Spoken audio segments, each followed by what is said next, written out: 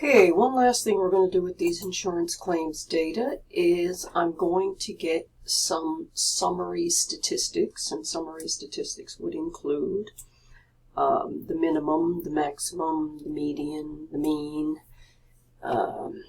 quartile, standard deviation, all sorts of things. So I'm going to get Minitab to do that, and we've seen part of this in a previous video.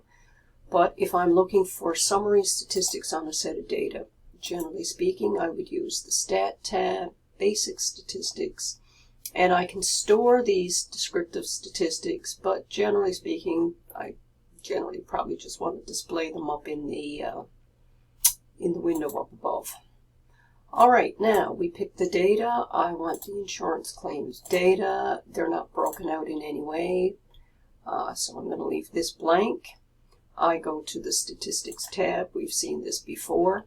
These are all the ones that Minitab has on by default, and unless you're looking for something different, these are fine. So you got the mean, standard error of the mean, which will come up later on in the course, standard deviation, which gives us some idea of spread, and we've already talked about the quartiles, the first, the second, and the third quartiles. We get our min and our max.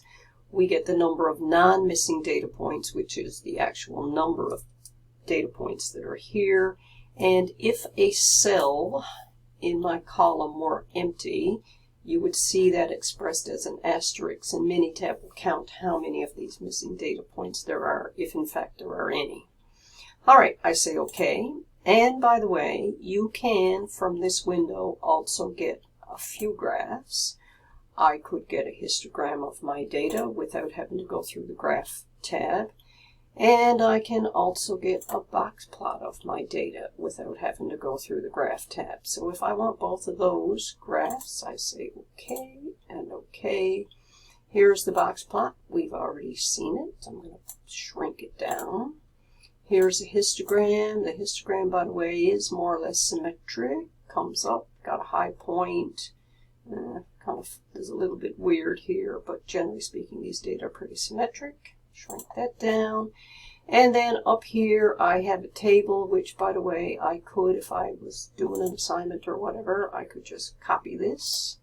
And when I hit my Word document, or whatever you're using, and then just hit paste, then it will go straight in there, and it will appear as this table does right here.